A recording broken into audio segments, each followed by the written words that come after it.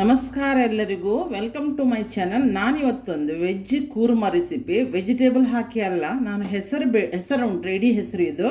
ಇದನ್ನು ಮುಂಗೆ ಬರೆಸಿ ನಾನು ಇದರದೊಂದು ಕೂರ್ಮ ಮಾಡ್ತೇನೆ. ಇದು ಚಪಾತಿ, ದೋಸೆ ಎಲ್ಲದಕ್ಕೂ ಒಳ್ಳೆಯದಾಗ್ತದೆ. ಮಾತ್ರ ವೆಜ್ ಕೂರ್ಮ ಅಲ್ಲ, ಇದು ವೆಜಿಟೇರಿಯನ್ಗೆ ಮಾತ್ರ.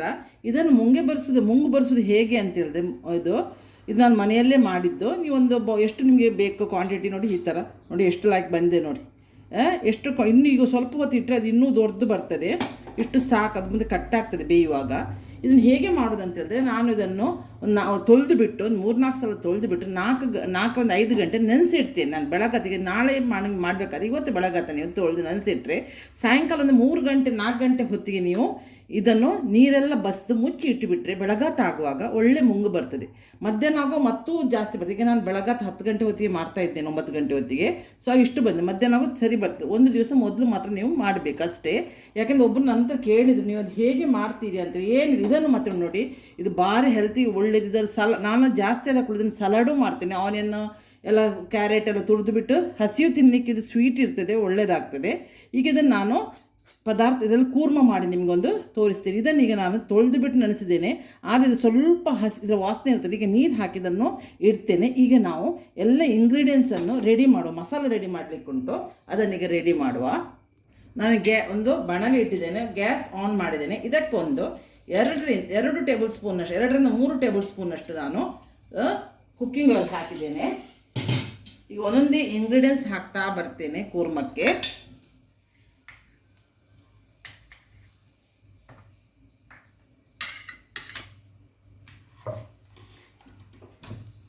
ಇದು ಎಣ್ಣೆ ಕಾಯಿಲಿ. ಅದು ಮೊಳಕೆ ಬಡಿಸಿದ್ದು ಹೆಸರು ಉಂಟಲ್ಲ, ಹೆಲ್ತಿಗೆ ಭಾರಿ ಒಳ್ಳೆಯದು.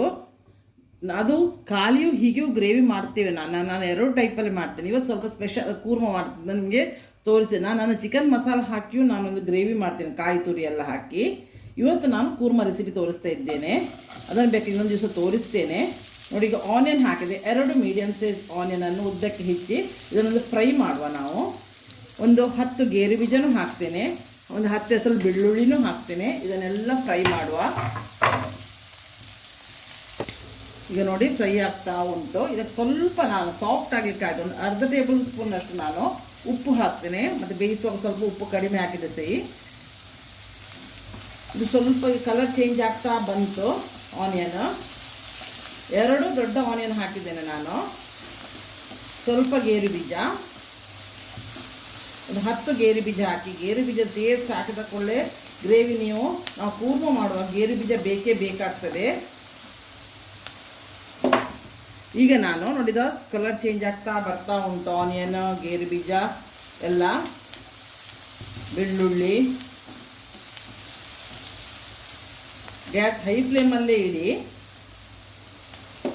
ಈಗ ನಾನು ಒಂದು 8 ಬ್ಯಾಡಗಿ ಚಿಲ್ಲಿ ತಗೊಂಡಿದ್ದೇನೆ, 1 ಟೇಬಲ್ ಸ್ಪೂನ್ ಕೊತ್ತಂಬರಿ ತಗೊಂಡಿದ್ದೇನೆ ಹಸಿ, ಒಂದು ಅರ್ಧ ಟೇಬಲ್ ಸ್ಪೂನಷ್ಟು ಜೀರಿಗೆ ತಗೊಂಡಿದ್ದೇನೆ, ಒಂದು 1/4 ಟೇಬಲ್ ಸ್ಪೂನಷ್ಟು ಪೆಪ್ಪರ್ ಕಾರ್ನ್ ತಗೊಂಡಿದ್ದೇನೆ, ಕಾಳುಮೆಣಸು ತಗೊಂಡಿದ್ದೇನೆ. ಇದನ್ನೆಲ್ಲ ಇದಕ್ಕೀಗ ಹಾಕ್ತೇನೆ. ಇದನ್ನು ಫ್ರೈ ಮಾಡುವ. ಎಲ್ಲ ಇದು ಹಸಿ, ಇದು ಸ್ವಲ್ಪ ಫ್ರೈ ಮಾಡುವ.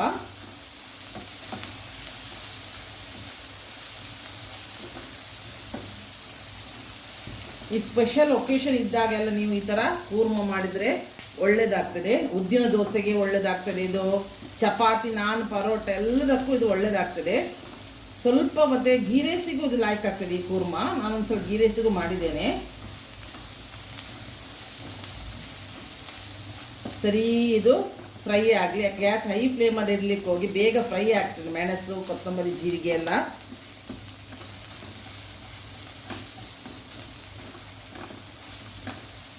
ಲಾಸ್ಟಿಗೆ ಇಲ್ಲಿ ನಾನು 2 ಟೊಮೆಟೊವನ್ನು ಕಟ್ ಮಾಡಿಟ್ಟಿದ್ದೇನೆ, ರಫ್ಲಿ ಚಾಪ್ ಮಾಡಿಟ್ಟಿದ್ದೇನೆ. ಅದನ್ನು ಇದಕ್ಕೆ ಫ್ರೈ ಮಾಡಲಿಕ್ಕೆ ಹಾಕಲಿಕ್ಕೆ ಉಂಟು ಹುಳಿಗೆ. ಮತ್ತು ಇದು ತಣಿದ ನಂತರ ಇದನ್ನು ಚೆಂದ ಮಾಡಿ ಪೇಸ್ಟ್ ಮಾಡೋದು.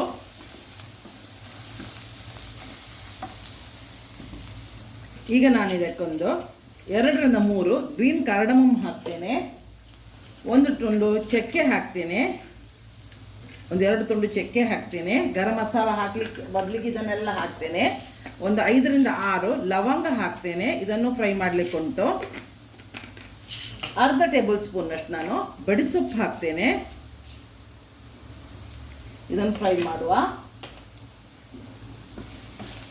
ಇದೆಲ್ಲ ಫ್ರೈ ಆಗ್ತಾ ಬಂತು.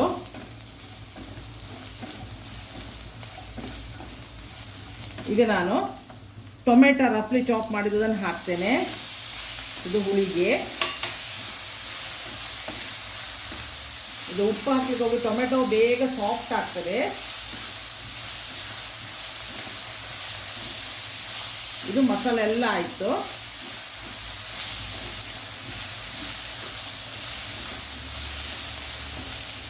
ಗ್ಯಾಸಿಗೆ ಹೈ ಫ್ಲೇಮ್, ನೀವು ಕೈ ಆಡಿಸ್ತಾ ಇದ್ದರೆ ಗ್ಯಾಸನ್ನು ಹೈ ಫ್ಲೇಮಲ್ಲಿ ಇಡ್ಬೋದು, ಇಲ್ಲದ್ರೆ ಲೋ ಫ್ಲೇಮಿಗೆ ಕನ್ವರ್ಟ್ ಮಾಡ್ಬೋದು. ನೋಡಿ ಟೊಮೆಟೊ ಕೂಡ ನೋಡೋದು ಬಿಸಿ ಇತ್ತಲ್ಲ, ಟೊಮೆಟೊ ಕೂಡ ಬೇಗ ಸಾಫ್ಟ್ ಆಗ್ತದೆ. ಈಗ ನಾನು ಒಂದು 10 ಟೇಬಲ್ ಸ್ಪೂನಷ್ಟು ಗ್ರೇಟೆಡ್ ಕೋಕೋನಟ್ ಹಾಕ್ತೇನೆ, ಕಾಯಿ ತುರಿ ಹಾಕ್ತೇನೆ, ತೆಂಗಿನಕಾಯಿ ತುರಿ ಫ್ರೆಶ್ ಒಂದು 10 ಟೇಬಲ್ ಸ್ಪೂನಷ್ಟು ಹಾಕ್ತೇನೆ. ಇದು ಸ್ವಲ್ಪ ಫ್ರೈ ಮಾಡುವ. ಇದನ್ನು ಮತ್ತೆ ಮಿಕ್ಸಿಯಲ್ಲಿ ತಣಿದ ನಂತರ, ನೆನಪಿಟ್ಕೊಳ್ಳಿ, ತಣಿದ ನಂತರ ಇದನ್ನು ಪೇಸ್ಟ್ ಮಾಡೋದು.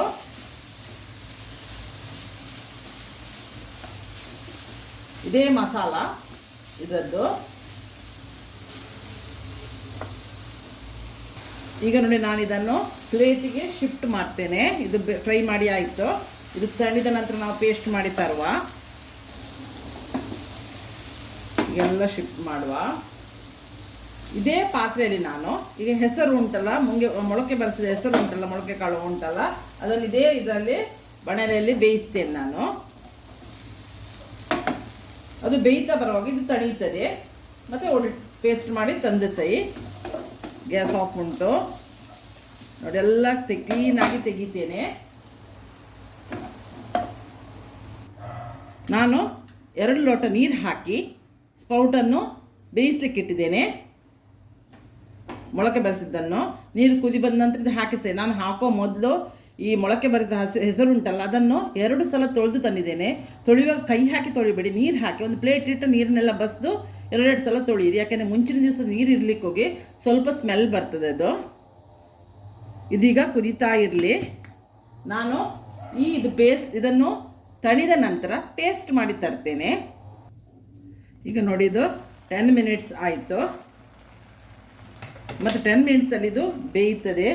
ನಾನು ಹೇಳಿದಲ್ಲ, ಚಿಕನ್ ಮಸಾಲೆ ಹಾಕಿ ಮಾಡೋದು, ಅದಕ್ಕೆ ಮಾತ್ರ ಆನಿಯನ್ ಮತ್ತು ಟೊಮೆಟೊವನ್ನು ಮೊದಲು ಬೇಯಿಸಿ ಮತ್ತೆ ನಾವು ಇದಕ್ಕೆ ಹಾಕೋದು. ಯಾಕಂದರೆ ಇದು ಹೆಸರು ಬೇಗ, ಮೊಳಕೆ ಬರೆಸಿದ ಕಾಳು ಬೇಗ ಬೇಯ್ತದೆ. ಈಗ ನಾನು ಉಪ್ಪು ಹಾಕ್ತಿದ್ದೇನೆ. ಇದನ್ನು ಮಿಕ್ಸ್ ಮಾಡುವ. ಉಪ್ಪನ್ನು ಸ್ವಲ್ಪ ಉಪ್ಪು, ಹೆಸರು ಕಾಳು ಎಲ್ಲ ಎಳ್ಕೊಳ್ಳಿ. ನಾನು ಮಸಾಲ ಗ್ರೈಂಡ್ ಮಾಡಿ ತಂದಿದ್ದೇನೆ. ಒಳ್ಳೆ ಹಬೆ ಹೋಗ್ತಾ ಉಂಟು ನೋಡಿ. ಇದು ನೋಡಿ ಬೆಂದಿರ್ತದೆ. 10 ಮಿನಿಟ್ಸ್ ನೀವು ಬೇಯಿಸಿದರೆ ಸಾಕು. ನೋಡಿ ಬೆಂದಿದೆ ನೋಡಿ, ಬೇಗ ಬೇಯ್ತದೆ. ಅದು ನೆಂದಿರ್ತದಲ್ಲ. ಈಗ ಉಪ್ಪು ತಗೊಳ್ಳೋದು.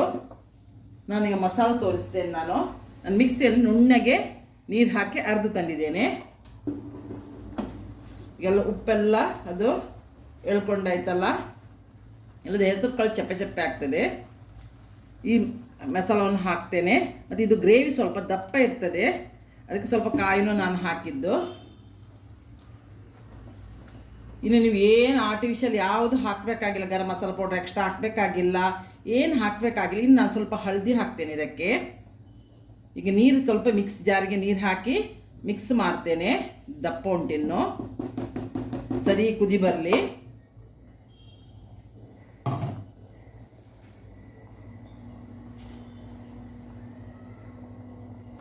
ನಾನೀಗ ಮಿಕ್ಸಿ ತೊಳೆದು ಇದಕ್ಕೆ ನೀರು ಹಾಕ್ತಾ ಇದ್ದೇನೆ. ಇದು ಚೆನ್ನಾಗಿ ಕುದಿ ಬರಲಿ. ಇದು ಸ್ವಲ್ಪ ಗ್ರೇವಿ ದಪ್ಪವೇ ಇರ್ತದೆ.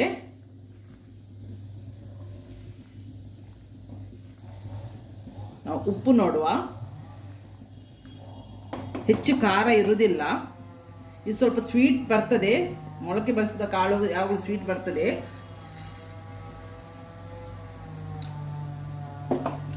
ಕರೆಕ್ಟ್ ಉಂಟು. ಸ್ವಲ್ಪ ಉಪ್ಪು ಚಪ್ಪೆ ಉಂಟು, ಖಾರ ಎಲ್ಲ ಕರೆಕ್ಟ್ ಉಂಟು.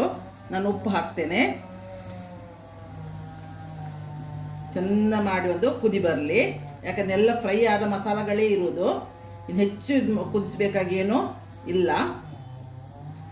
ಈ ಥರ ಒಂದು ನೀವು ಗ್ರೇವಿ ಮಾಡಿ ನೋಡಿ ಹೇಗಾಯ್ತು ಅಂತ ನನಗೆ ನೀವು ಕಮೆಂಟ್ಸಲ್ಲಿ ನಾನು ಹೇಳ್ತಾ ಇರ್ತೀನಿ, ಕೆಲವರು ಮಾತ್ರ ಕಮೆಂಟ್ಸಲ್ಲಿ ಹಾಕ್ತೀನಿ, ಹೆಚ್ಚಿನ ಅಂಶ ನೀವು ನನ್ನ ಇದನ್ನು ರೆಸಿಪಿಯನ್ನು ರಿಪೀಟ್ ಮಾಡೋದಿಲ್ವೇ ಅನ್ನೋ ಗೊತ್ತಿಲ್ಲ ನನಗೆ.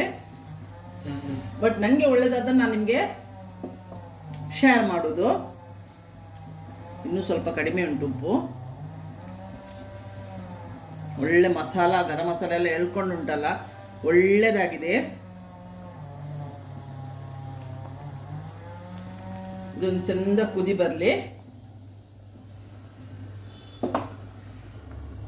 ನೋಡಿ ಕುದಿ ಬರ್ತಾ ಉಂಟು. ಈಗ ನಾನು 2 ಟೇಬಲ್ ಸ್ಪೂನಷ್ಟು ಇದು ಕೊರಿಯಂಡರ್ ಲೀವ್ಸ್ ಹಾಕ್ತೇನೆ ಇದಕ್ಕೆ, ಕಟ್ ಮಾಡಿದ್ದು. ಇಲ್ಲಿ ನಾನು ಇನ್ನೊಂದು ಸೈಡಲ್ಲಿ ನಾನು ಒಂದು ಆನಿಯನನ್ನು ಸಣ್ಣಗೆ ಹೆಚ್ಚಿ ಒಗ್ಗರಣೆ ರೆಡಿ ಮಾಡಿದ್ದೇನೆ. ಅದು ಒಗ್ಗರಣೆ ಕಾಯ್ತಾ ಉಂಟು. ಯಾಕಂದ್ರೆ ನಾನು ಸ್ವಲ್ಪ ಇವತ್ತು ಅರ್ಜೆಂಟ್ ಇದ್ದೀನಿ, ನಾನು ಹೇಳ್ಬೋದು ಇವರು ಯಾವಾಗಲೂ ನೋಡೋದು ಅರ್ಜೆಂಟ್ ಅಂತ. ಇಲ್ಲಿ ನಮ್ಮಲ್ಲಿ ತಿನ್ನಲಿಕ್ಕೆ ಕಾಯ್ತಾ ಇದ್ದಾರೆ. ಸೊ ಅದಕ್ಕಾಗಿ ನಾನು ಒಗ್ಗರಣೆ ಒಂದು ಇನ್ನೊಂದು ಸೈಡಲ್ಲಿ ಇಟ್ಟಿದ್ದೇನೆ. ನಾನು ತೋರಿಸ್ತೇನೆ ನೋಡಿ, ಒಗ್ಗರಣೆ ಇಡ್ತಾ ಇದ್ದೇನೆ ಸಣ್ಣ ಇದರಲ್ಲಿ. ಒಂದು ಸಣ್ಣ ಆನಿಯನ್ಗೆ ಒಗ್ಗರಣೆ ಕೊಟ್ಟರೆ ಸಾಕು. ಆನಿಯನನ್ನು ಒಂದು 2 ಟೇಬಲ್ ಸ್ಪೂನ್ ಇದೇ ಕುಕ್ಕಿಂಗ್ ಆಯಿಲನ್ನು ಹಾಕಿ ಒಗ್ಗರಣೆ ಇಟ್ಟರೆ ಒಗ್ಗರಣೆ ರೆಡಿ ಆಗ್ತದೆ. ಯಾಕಂದರೆ ಅರ್ಜೆಂಟ್ ಅಂದರೆ ಕೆಲವು ಸಲ ನಾವು ನಮಗೆ ಹೆಲ್ಪರನ್ನು ಕಾಯ್ತಾ ಕೂತ್ಕೊಳ್ತೇವೆ, ಎಲ್ಲ ಕ್ಲೀನ್ ಆಗಲಿಕ್ಕೆ ಎಲ್ಲ ಇರ್ತದೆ. ಅವ್ರು ಬರುವಾಗ ಲೇಟ್ ಆದರೆ ನಮ್ಮ ಕೆಲಸ ಪೂರ ಲೇಟ್ ಆಗ್ತದೆ. ಸೊ ಅದಕ್ಕಾಗಿ ನಾನು ಸ್ವಲ್ಪ ಅರ್ಜೆಂಟ್ ಅಂತ ಹೇಳೋದು.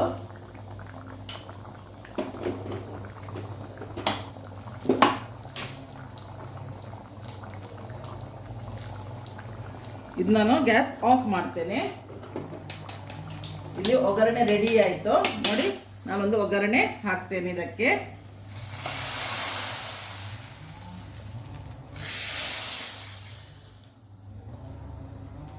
ನೋಡಿ ಇಲ್ಲಿಗೆ ಹೆಸರು ಮೊಳಕೆ ಬರಿಸಿದ ಕೂರ್ಮಾ ರೆಡಿ ಆಯಿತು. ನಿಮಗೆ ಈ ರೆಸಿಪಿ ಇಷ್ಟ ಆಗ್ಬೋದಂತ ನಾನು ಭಾವಿಸಿ ನಾನು ಶೇರ್ ಮಾಡಿ. ನಮಗೆಲ್ಲರಿಗೂ ಇದು ಭಾರಿ ಡಿಮಾಂಡ್ ಇದು ಈ ಕೂರ್ಮಕ್ಕೆ ನಮ್ಮ ಮನೆಯಲ್ಲಿ.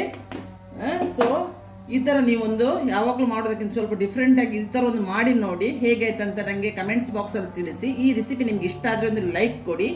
ನಿಮ್ಮ ಫ್ರೆಂಡ್ಸ್ಗಳಿಗೂ ನನ್ನ ವಿಡಿಯೋ ರೆಸಿಪಿ ಶೇರ್ ಮಾಡಿ. ಅವರು ಸಬ್ಸ್ಕ್ರೈಬ್ ಆಗದಿದ್ದರೆ ಆದಷ್ಟು ಸಬ್ಸ್ಕ್ರೈಬ್ ಆಗಿ, ಒಂದೇ ಸಲ ಸಬ್ಸ್ಕ್ರೈಬ್ ಆಗಲಿಕ್ಕಿರೋದು, ಸಬ್ಸ್ಕ್ರೈಬ್ ಆಗದವ್ರು ಮಾತ್ರ ಆಗಲಿಕ್ಕೆ ನೋಡಿ. ಮತ್ತು ನನ್ನ ರೆಸಿಪಿ ಹೇಗೆ ಬಂದಂತ ಕಮೆಂಟ್ಸ್ ಬಾಕ್ಸಲ್ಲಿ ತಿಳಿಸಿ. ನಾನು ಇನ್ನೊಂದು ಬರುವಾಗ ಒಂದು ಒಳ್ಳೆ ರೆಸಿಪಿ ಒಂದು ಬಂದು ನಿಮ್ಮನ್ನು ಮೀಟ್ ಆಗ್ತೇನೆ. ಅಲ್ಲಿವರೆಗೆ ಬಾಯ್, ಥ್ಯಾಂಕ್ ಯು.